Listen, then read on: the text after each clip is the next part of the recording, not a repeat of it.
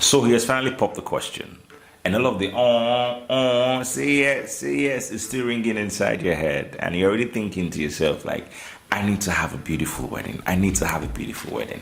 Now, you have a few tips that you must know to make sure that you have an amazing documentary of your wedding. First of all, I always tell people that the two most important persons in your wedding is your photographer and your cinematographer, because these are the persons who are going to be documenting the story of your wedding. And so after everybody have eaten food and then they have taken pictures, these are the things that you're going to go home back with to relive that memory of that event after the end. So it's very important that you carefully select the persons who are going to be documenting that event. If you're not going to be subscribing to a wedding planner for one reason or the other, maybe because they're too expensive, I would always subscribe that you use a wedding planner, because most of the times they know all of them vendors and the ones who are very good and the ones that they can work with. But if you're not subscribing to that option, it's something you can do by yourself. It's very easy. Reach out to one or two of your friends who have gotten married, and then ask them about their photographer. Tell them to send you pictures of their works, and what they have done, and the videos. Look at them and see if it's something that you like, and if it's something that you want them to recreate for you. I always do not totally subscribe the idea of you just going to Instagram and scrolling through videos and all, because there are a lot of people who post pictures of brides and grooms that are not their own. So don't just base your judgment alone on Instagram. Make sure that you are reaching out to somebody who has worked with this person before and they can tell you about them. Some photographers and cinematographers are very rude, and then they will actually even piss you off on your wedding day. Okay, so you want to work with somebody who is lovable, who is interesting, and who's going to make that day beautiful for you. Most of the times, brides are always very stressed out on their wedding day, and so you want somebody who is able to work along with you and see that they get the best of pictures from that event.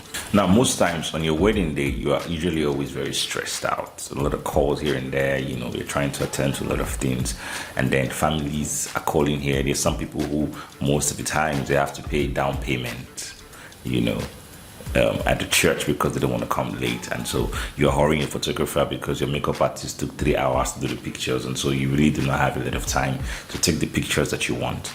If you have the money and you can afford it, what majority of people do nowadays is a day before their wedding or a few days before their wedding, they take out time to create all of the pictures that they would have taken on their wedding day before their wedding. So on that day, they already have all of the pictures that they want. So even though they don't really get out, or that they margin for on that day, they already know that they have taken pictures that will suffice for that particular day. But if that's not what you're going to do, you want to make sure that a night before your wedding, you have your photographer most likely lodging in the hotel that you're going to be staying in, also with your makeup artist. So if your makeup artist is going to be using 2 hours or 3 hours to do your makeup, and then probably church is for 10 o'clock, so you probably should have started your makeup by 6 in the morning. Okay, so your makeup artist can do all that she needs to do, so that at least the photographer can have 30, 40 minutes, 50 minutes, or even 1 hour to create all of the beautiful pictures that you would like to see.